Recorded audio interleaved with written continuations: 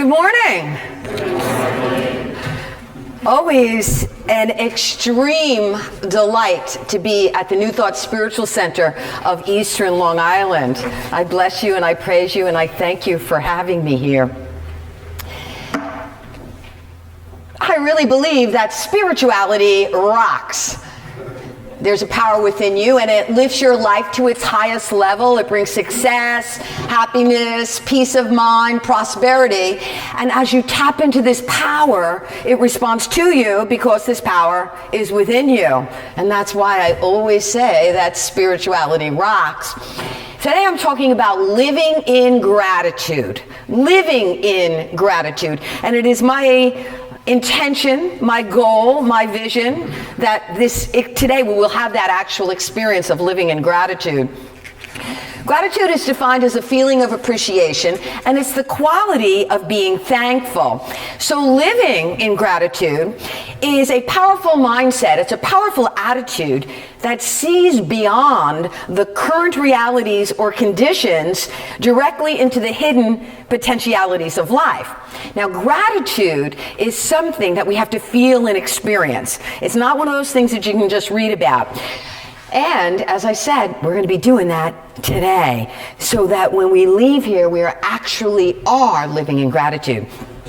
Melanie Beattie. Are you familiar with Melanie Beattie? She's the author of many self-help books, mostly on codependency. She wrote, "Gratitude unlocks the fullness of life, and it turns denial into acceptance, chaos into order, confusion into clarity. It can turn a meal into a feast. It can turn a house into a home, a stranger into a friend. And gratitude makes sense of the past. It brings peace for today, and it creates a vision for tomorrow." So, the truth is, we can choose to be happy and feel gratitude no matter what. And in the book, The Secret, we read that gratitude is a powerful process for shifting your energy and bringing more of what you want into your life. And so as you're grateful for what you already have, you will attract more good things. Ernest Holmes wrote a book, and it's entitled 365 Science of Mind. Actually, Ernest didn't write it. It was posthumous. 365 Science of Mind, a year of daily wisdom from Ernest Holmes. And it says in there, the attitudes of praise and thanksgiving are salutary. Now, who's familiar with the word salutary? Oh, one of us, two of us, okay. It means producing good effects, beneficial, advantageous, good, profitable, helpful, useful, and valuable. So then, in more modern language, Ernest Holmes was saying the attitudes of praise and thanksgiving produce good effects that are beneficial, advantageous, good, profitable, useful, helpful, and valuable. And he went on to say that words of thanksgiving not only lighten our consciousness, it lifts us out of sadness and depression. Practicing gratitude can lift you out of sadness and depression. And he says, and it elevates your consciousness to a point of acceptance. Because you see, all of the good of the universe can be around you, but unless you are willing to accept it and receive it, you're not going to experience it. Now, there was this wonderful book by Greg Braden. Are you familiar with Greg Braden? He wrote The Isaiah Effect. And he in the book said, well, this is not his quote, but this is my interpretation, that expressing gratitude can have a salutary effect on the body, and it can actually change your DNA. And so what he did is, there was research, he wrote about it in 1993. There was a team led by Glenn Ryan and Roland McCready, and they measured the effect of certain emotions on your DNA. And they used research subjects who were trained to manage their feelings. And so they took DNA samples of the subjects when they were feeling gratitude, love, and appreciation, as well as when they were feeling anger and frustration and fear. And when the subjects felt anger, frustration, and stress, their DNA actually tightened up and shrank. And the DNA came shorter and switched off many of the particular DNA codes. And I mean, think about it. Have you ever felt like kind of shut down? You feel a little sad or depressed. Don't you feel literally in your body shut down? That's your DNA responding to your attitude and your thoughts. Now, the scientists also discovered that when the subjects felt love and joy and gratitude and appreciation, that the shutting down of the DNA codes were actually reversed. So the DNA relaxed and it unwound and it actually lengthened. And furthermore, this experience was followed up by testing HIV positive patients, and they discovered that feelings of love, gratitude, and appreciation increased the body's resistance to the virus up to 300,000 times. I mean, isn't that remarkable? I feel like we should applaud for Greg Braden's work. It's just so good, right? So there was another, and I was trying to think of all these examples that I could give you so that we could really, because Keelan and I had a goal today that we want to create this energy of gratitude. And so I thought of the work of Dr. Masaru Emoto. Are you familiar with his book, Hidden Messages from Water? Yeah, And he was an author and a researcher, and he demonstrated that human consciousness had an effect upon the molecular structure of the body. And so he would take a container of water and he would expose it, to either words or music and photos or prayers. And then what they'd do is then they'd freeze it and they'd look at it under a microscope. And in one of his most well-known experiments, he taped the words love and gratitude on the side of the jar and then froze the water and examined it under the microscope. And here's what he said, Dr. Emoto said, "It was the most beautiful and delicate crystal that I'd seen so far, formed by being exposed to the words love and gratitude." And he said, "It was as if the water had rejoiced and celebrated by creating a flower in bloom. It was so beautiful." So now think about it. And I used to do this when I used to be a pastor of a spiritual center like this many moons ago. And what I used to do with what you call them your prayer chaplains, would actually take water and would tape words like love and gratitude on the water, and then would have the students drink the water, because our bodies are made of 70% water, right? So if you're blessing all your water, just imagine how the effects of the praise and gratitude can have on you. And we used to have a lot of fun doing that experiments, and they reported tremendous results. Excuse me. Okay, so I have just three suggestions today for you for living in gratitude. Firstly, become more conscious of the good in our life. We get so used to things just being status quo that we may not be really mindful and really conscious of the good in our life. So my suggestion is that you write down 100 things for which you're grateful. Now, that's not an easy task. It's a big assignment, and I'm trusting that you're all going to actually do it within the week, because I want you to keep that energy of gratitude going. I was going to say today, but give a little slack there. It's a very empowering exercise, and when I've had my students do it, they've said that they've felt a greater level awareness of alertness, they've had more determination and enthusiasm and optimism. So it's a very powerful exercise, because once you get past about 50 things, you got to start really thinking and becoming mindful of all the beauty and the joy and the goodness. Pema Chodron, the Tibetan Buddhist, she said, being satisfied and grateful with what we already have is a magical golden key to being alive in a full, unrestricted, and inspired way. The other suggestion is to praise the good in your life. Just walking around giving praise and thanksgiving. You're standing online in the grocery store and you say to the cashier, "Wow, great day, and boy, you're really good at what you do." Wherever you are, you're at a restaurant, you say to the waitress, "I really appreciate you," and "Gosh, what a great smile you have." Wherever you go, people respond to that. Actually, you'll find this interesting, Bruce. They've actually done studies for those who have large numbers of employees, that the employees would rather receive praise and encouragement than cash increase of money in their salary check every week. Isn't that amazing? because we're thirsty for it. There's that within us that responds to that energy of love that goes along with the praise. So go out throughout your day, praise, and look for the good in everything. Look for the God in everything. Raymond Charles Barker wrote, when we are celebrating, honoring, and proclaiming our successes, we are alerting the subconscious mind, the subconscious energies in and around us, that we're proclaiming a new way of being. And we are rising up. We're rising up. And this is being accepted by the conscious mind. So then the conscious mind will then go and perceive more. Your eyes will just be turned on and tuned in to greater and greater good. And we know because of the power of our creative thought, we then more draw and attract more of it into our lives. And so immediately upon the acceptance, the law of consciousness, the law of mind, it's popularly called law of attraction, new opportunities will be presented us, new ideas, new opportunities, new ways and means of doing things. So your last suggestion is stop focusing on what you don't have. I think that's where most people get snafu'd.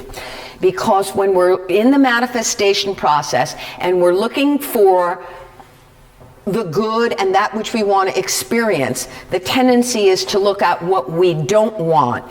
And I understand, that there's opposites and you need to see what you have in order to see what you want. But the key word is focus. Where are you focusing your attention? It's so easy to focus on what isn't working and what is lacking. But if you take that same mental energy, and believe me, it is mental energy, look for the good, even in what appears to be negative. Because God is in everything and God is good. There has to be good in everything. And then you will call forth the hidden potential in the circumstance. I've been here a lot. I think it was this year that I taught you Emma Curtis Hopkins. Remember that affirmation? And she would say that you would evoke in a circumstance that wasn't what you'd call positive. You'd say, this too is good, this too is God, this too is for me, and I demand to see the blessing in it. Remember that? This too is good. I think I gave you a jingle. This too is good, this too is God, this too is for me, and I demand to see the blessing in it. And that's very effective when facing a challenge. Evoke it, call it forth, demand to see it. And so you can start bringing good and bringing gratitude to your experiences. Instead of waiting for a positive experience to feel good, you can actually evoke it and create it by using praise and gratitude. And so I wanted to give you some examples for looking for the good in circumstances. How about giving thanks for feeling tired and having aching muscles at the end of the day because you've been productive in your garden and it's beautifully in bloom? Was those little chortles there? How about giving thanks for the huge mess to clean up after all my dinner parties, because that means I've been surrounded by my friends? How about giving thanks for paying taxes? It means you're employed. It means you have income. How about thanks for the clothes that fit a little too snug? It means I have plenty to eat. How about giving thanks for that person who was singing off key behind you this morning? That means you could hear. How about giving thanks for a lawn that needs to be mowed, or windows that need to be cleaned, or gutters that need to be, all those leaves in my gutters I left today. I said, oh my, and then I thought, no, I have a beautiful home. I'm safe and I'm warm, right? How about thanks for the alarm that I hear in the very early morning hours when I really want to sleep a little bit more, because that means I'm alive, right? So we can always find good, but we just have to open our eyes a little wider.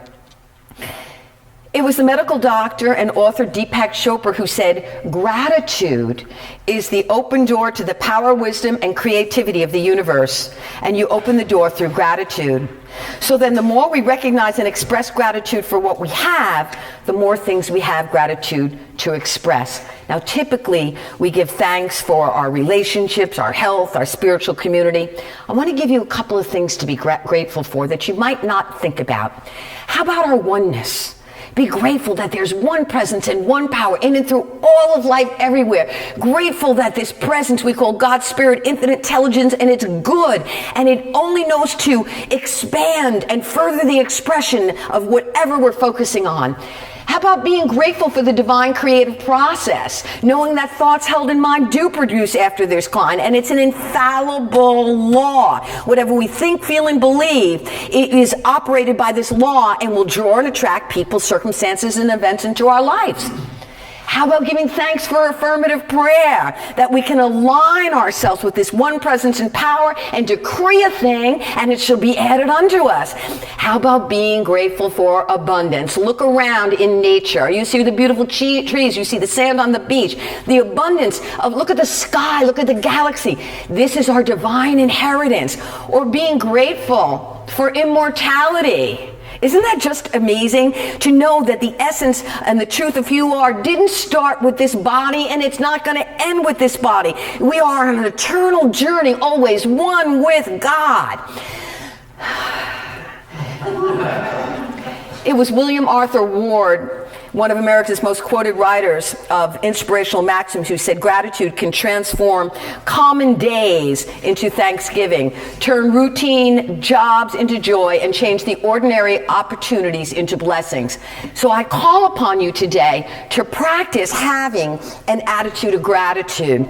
I want you to know that the energy of gratitude is tremendously powerful. And I think if I'm remembered for anything in my many 27 years of teaching New Thought, is saying that feeling is the fuel that propels thought into form. Feeling is the fuel. And so right now, what I would like to do is have an experience of gratitude. I want to thank Keelan again for supporting in this, and we are going to sing.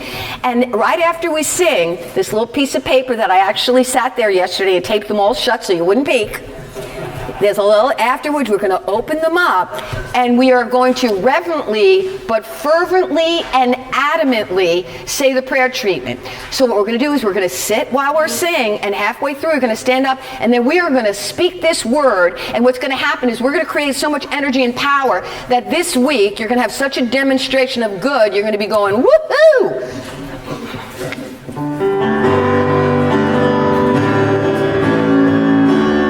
I am so blessed.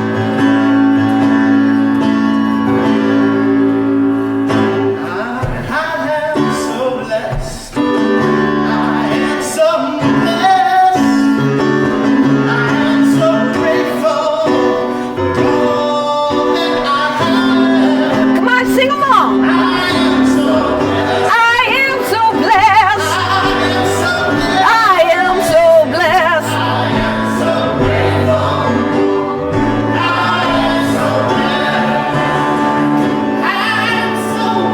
I am so grateful. I am so blessed. I am so blessed. Grateful. I am so grateful. I am so blessed.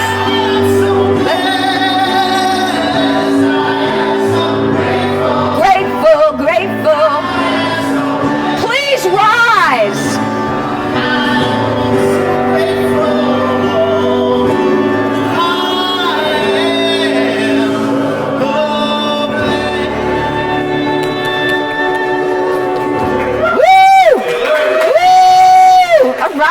Let's open up our papers.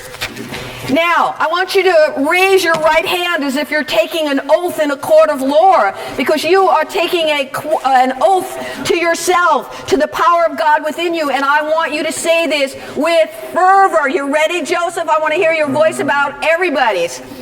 Together, I am an awesome expression of divine power and presence that is spirit. I have an attitude of gratitude, for I know I am divinely guided in all I think, say, and do. I say yes to an even greater expression of spirit as me, and am filled with a sense of enthusiasm, expectancy, and excitement. I'm open to receive all of life's riches, and I claim the blessing in every experience. new ideas, and new opportunities to experience greater good, greater harmony, and greater inspiration flow into my awareness. I consciously direct my thinking towards those ideas which bring me greater joy, love, health, peace, and prosperity. I do not waste my thought energy on worry, doubt, or fear. I am divinely guided to do those things that totally empower my self-expression in terms of my relationships, my health, my employment, my finances, and my general overall well-being, spiritually, mentally, emotionally, and physically. I thankfully and lovingly release these words to the law, and so it is. Did you feel it? Did you feel it? You felt it? So begins your lesson. Thank you.